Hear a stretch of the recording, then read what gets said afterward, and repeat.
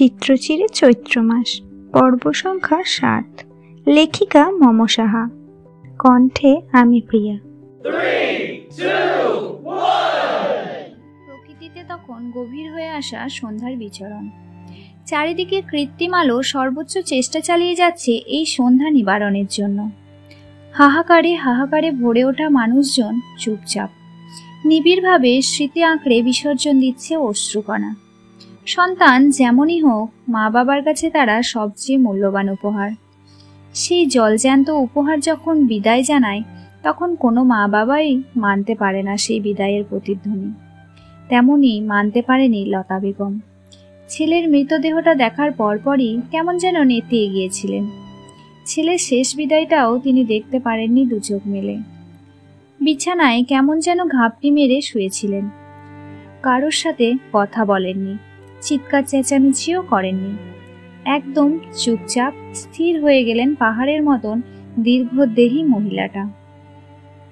চাঁদিনীর স্বামী মাহতাব ভাইয়ের মৃত্যুটাও মানতে পারেনি, তাও আবার খুন।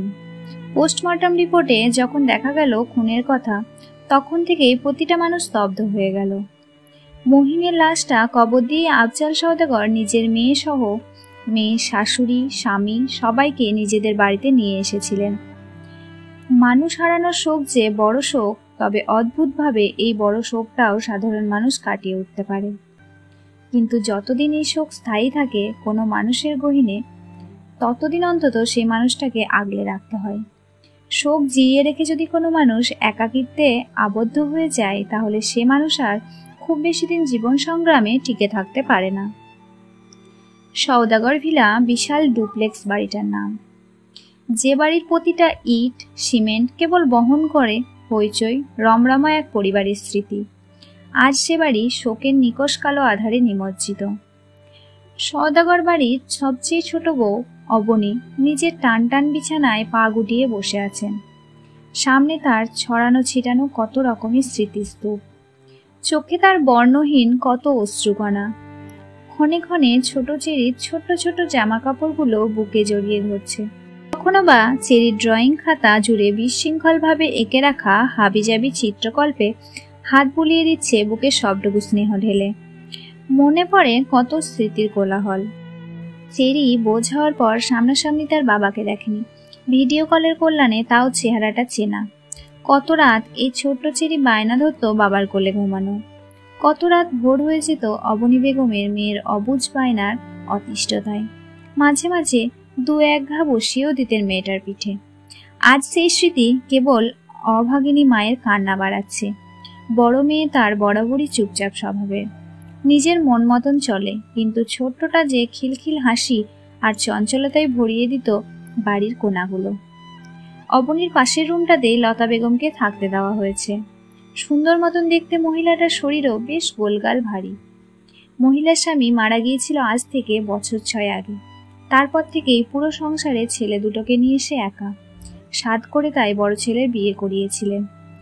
এই তো কদিন আগেই বছর ১ হলো, কিন্তু আজ হুট করে এই কর্কশ মহিলাকে নিশ্চুপ করে দিয়ে আদরের ছোট্ট ছেলেটাও বিদায় নিল। সন্তানের শোক বোধ হয় এত সহজে ভোলা যায় না, তাই হয়তো এত বিধ্বস্ততা মহিলার। চিত্রার মা বাড়ি নেই, হসপিটালেই তার অবস্থান। মাঝে একটু এসে গোসল করে শাড়ি বদলে গিয়েছেন। বরাবরই সে অন্যদের তুলনায় একটু শক্ত ধরনের, তাই সবাইকেই নিয়তির বিধ্বস্ততা ছুতে পারলেও তাকে পারেনি। পেশায় সে একজন কলেজ প্রফেসর, এই জন্যই বোধ হয় একটা দৃঢ়তা ভাব তার মাঝে সবসময় অবস্থিত।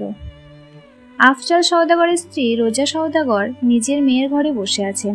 চাঁদনিরও তো এই শরীরে কম ধকল গেল না, মেয়েটারও তো কারো সাথ প্রয়োজন। চিত্রার ফুপি আমিনা রহমানও তার ছেলে সমেত চাঁদনির ঘরে বসে আছেন। আমিনা রহমান ডিভোর্সি নারী। স্বামীর ঘর থেকে ১ বছরের সন্তান কোলে নিয়ে বেরিয়ে এসেছিল সে। অতিরিক্ত সরল হওয়ার পরও তার জায়গা হয়নি স্বামীর ঘরে। অতঃপর ভাইদের আশ্রয়ে ঠাঁই পেয়েছেন সে। অভাগিনীর খাতায় তার নামটাও নির্দ্বিধায় লেখা যায়। ভাইয়ের বউরা যতই ভালো হোক, মাঝে মাঝে কথা শোনাতে ভুল করে না। আসলে মানুষ জাতি এমন, সুযোগ পেলে তা হাতছাড়া করতে চায় না কেউই, হোক সেটা ভালো কিংবা খারাপ সুযোগ। তাতে কি এসে যায়, সুযোগকে কাজে লাগানোটাই হলো আসল কাজ। পুরো বাড়িতে সবাই যার যার মতন শোকে ডুবে আছে। প্রতিটা মানুষের জীবনে কত না পাওয়ার দুঃখই না থাকে, অথচ মানুষ বাঁচার জন্য তাল মিলিয়ে দুঃখ ছাপিয়ে হেসে যায়। বাড়ির ছাদে চিলেকোঠায় অবস্থানরত ছন্নছাড়া ছেলেটারও বোধ হয় এমন কত শত ঘটনাই আছে যা শোকের খাতায় বিশ্রীভাবে লেপটানো, অথচ ছেলে বলেই শোক দেখানোর অধিকার তার নেই। বাহার ভাই প্রতিদিন সন্ধ্যাবেলা কিংবা রাতে গোসল করেন। আজও নিয়মের ব্যতিক্রম হয়নি। গোসল করে এসে পড়ার টেবিলে বসেছেন সে। বইয়ের সারির সবচেয়ে প্রথম বইটাই হাতে নিলেন, চাকরির বই। বইটা কতক্ষণ মেলে ধরলেন, পাতা নেড়ে চেড়ে দেখলেন, কিন্তু পড়াতে সে মন বসাতে পারল না। ডান হাতের কনুইয়ের দিকে কেটে যাওয়া জায়গাটাতে যেন হুট করেই জ্বালা বাড়ল, সাথে জ্বালা বাড়ল বুকের পাঁজরে। হাতের বইটা বেশ শব্দ করে ঘুণে ধরা টেবিলটার উপরে রাখল। বহুদিন পর আজ যেন তার স্মৃতিরাও কিঞ্চিত মন খারাপ ঘোষণা করে গেল তার হৃদ মাঝারে। কিন্তু বাহারদের তো মন খারাপ করতে নেই, কংক্রিটের হৃদয় কি না? বাহার নিজের সাথে নিজেই কতক্ষণ ঠাট্টা করল, মন খারাপ ভাবটাকে উড়িয়ে দিতে চাইল তাচ্ছিল্যের কষাঘাতে। কিন্তু আজ আর সে পারল না বরাবরের মতন সে কাজটা করতে। নিজের প্রতি নিজেই বিরক্ত হলো। কাঠের চেয়ারটা পিছে ঠেলে উঠে দাঁড়ালো, টেবিলের নিচে থাকা কালো ব্যাগটা বের করলো। ভাঙা নড়বড়ে ছোট্ট একটা স্টিলের বাক্স থেকে একজোড়া নূপুর বের করলো সে। কতক্ষণ কতগুলো সময় সে তাকিয়ে রইল নূপুর জোড়ার দিকে। ঘরের স্বল্পদামি হলুদ বাল্বের আলোয় বাহারের চোখের কোণে কি যেন উকি দিয়ে উঠল মনে হয়। বাহার ভাই কি কাঁদছে তবে? বাহার ভাইরা তো কাঁদতে জানে না। নূপুর দুটো নেড়ে চেড়ে দেখে বাহার, বুকের মাঝে চাপটে ধরে বিড়বিড় করে বলে। বেকারত্বের নিঃসংসদায় বাহারদের নূপুর পরানোর ইচ্ছেগুলো পিষে যায় খুব বর্বরভাবে। দারিদ্রতার অভিশাপগুলো বাহারদের বানায় পাথর।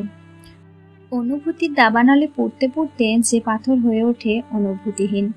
ভালো থাকিস, নূপুর পরতে না পেরে অভিমান করা অভিমানিনী। বাহার নিতান্তই হেরে গিয়েছিল অর্থের অভাবে। দমকা হাওয়া বাহারের ঘরের বেশ কম দামি সস্তার অবগুণ্ঠনগুলো উড়িয়ে দিয়ে যায়, সাথে অটল বাহারের শরীরও শিরশির করে ওঠে। একটা রাত কত মানুষের হাহাকারের গল্পই না লিখে যাচ্ছে। পরিপূর্ণতার এই পৃথিবীতে মানুষের কত স্বপ্ন অমীমাংসিত রয়ে যায়। রাত ছাড়া এ খবর কি আর কেউ জানে? তন্মধ্যেই বাহারের ঘরের দরজায় ঠকঠক শব্দ হয়। ধ্যান ভাঙে বাহারের। ততক্ষণে শোকেদের মৃত্যু হয়েছে।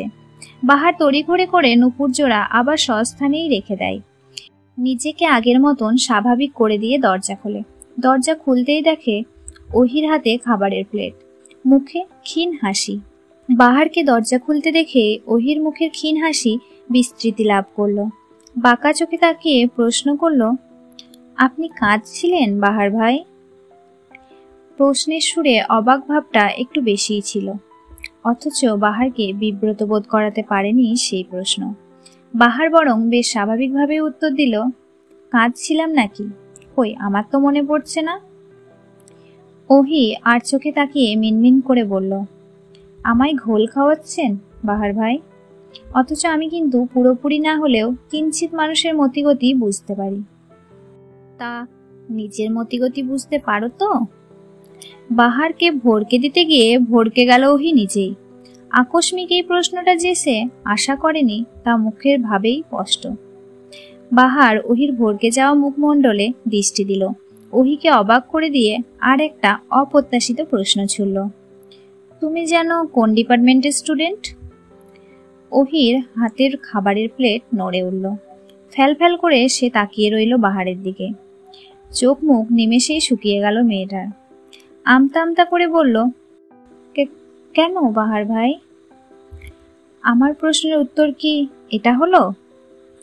বাহারের জবাবে থো মেরে গেল ওহি। খুব কষ্টে মুখে হাসি বজায় রেখে ধীর কণ্ঠে বলল, বাংলা ডিপার্টমেন্ট। ও আচ্ছা, বাংলা ডিপার্টমেন্ট। তা brainfluence, the psychology of marketing, the magic power of self image psychology, mind reader ইত্যাদি বইসমূহ কি বাংলা ডিপার্টমেন্টের? কই, আগে তো জানতাম না। নাকি নতুন করে যুক্ত হলো? ওহির মুখের ভয়ঙ্কর বিস্ময়তা চোখ এড়ায়নি বাহারের। বাহার যে ইচ্ছাকৃতভাবে ওহিকে এই পরিস্থিতিতে ফেলেছে তা বুঝতে বাকি রইল না ওহির। কথা ঘুরানোর আপ্রাণ চেষ্টা চালানো শুরু করলো মানবী। কিভাবে কি বলবে বাহার ভাইয়ের মস্তিষ্কের দুঃখরতার কাছে বাজিমাত করা যাবে সে ভাবনাতেই মত্ত হলো ওহি। এখন মনে হচ্ছে যেচে যেচে বাহার ভাইয়ের ঘরে আসাই উচিত হয়নি তার। বাহারও ওহিকে সময় দিল। তার বাজের মতন তীক্ষ্ণ দৃষ্টিতে তাকিয়ে রইল ওহির দিকে। ওহি ব্যান্ডেজ করা হাতটার উল্টো পিঠ দিয়ে গলায় জমা শিশির বিন্দুর মতন ঘামগুলো মুছে ফেলল। ইতিমধ্যে তার গলা শুকিয়ে কাঠ হয়ে গেছে। কতক্ষণ সে এধার ওধার তাকিয়ে মেকি হাসি দিয়ে বলল, আসলে বাহার ভাই, ওইগুলো তো আমার বই না, ভার্সিটির এক বড় আপুর বই। আমার সাইকোলজি সাবজেক্টটা বেশ লাগে, তাই বড় আপুর থেকে বইগুলো নিয়েছিলাম। আচ্ছা, তাই বলে এতগুলো বই? বাহ, ইন্টারেস্ট থাকা ভালো। তা শুনলাম তোমার নাকি শিক্ষক হওয়ার ইচ্ছে। তো ঝোঁক দেখি সাইকোলজির দিকে, ব্যাপারটা কেমন যেন না? শিক্ষক হওয়ার ইচ্ছাটা আমার না, আমার অভিভাবকদের। উত্তরটা বেশ শক্ত কণ্ঠেই দিল ওহি। অতঃপর হাতের খাবারগুলো বাহারের টেবিলের ওপর রেখে মাথা নত করেই বের হতে নিলেই পিছু ডাকলো বাহার। বেশ খোঁচা মেরেই বলল, সেদিন আমাকে বলেছিলে না আমি আগাগোড়া পুরোটাই নকল মানুষ? আমি পুরোটা নকল মানুষ হলে তুমিও পুরোটাই ভ্রম ওহি। তুমি অকল্পনীয় ভ্রম। ওহি দাঁড়ালো, নরম চোখে তাকালো বাহারের দিকে। বিবশ হয়ে আচমকাই বলে উঠল, ভ্রম আর নকলে মিলে গিয়ে ইতিহাস রটলে খারাপ হয় না, তাই না বাহার ভাই? বাহার উত্তর দিল না। উত্তর দেওয়ার প্রয়োজন বোধ করলো না যেন। হেলতে দুলতে সে নিজের টেবিলের ওপর বসল। ভাতের থালা থেকে খুব আয়েসে ভাত মাখিয়ে মুখে তুলে নিল। ওহি কেবল তাকিয়ে রইল এক ধ্যানে। বাহার ভাই মানেই যেন এক আকাশ মুগ্ধতা। শোক পালনের আধারগুলো রাত্রি গভীরতায় যখন সবাই ঘুমে মগ্ন, নুরুল সওদাগর তখন নিজের মেয়ের কেবিনে দাঁড়িয়ে আছে। চোখ মুখ তার কাট কাট, শক্ত।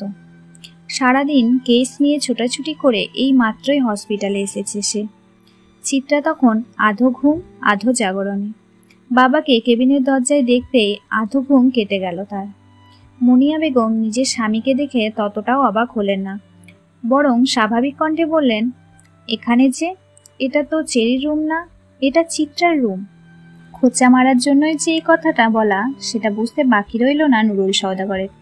কিন্তু সে তার স্ত্রীর কথাই জবাব দিলেন না, বরং চিত্রার দিকে তাকিয়ে অস্থির কণ্ঠে বলল, মোহিনীর মৃত্যুর আগে শেষ কলটা তোমার ফোন থেকে করা হয়েছিল চিত্রা।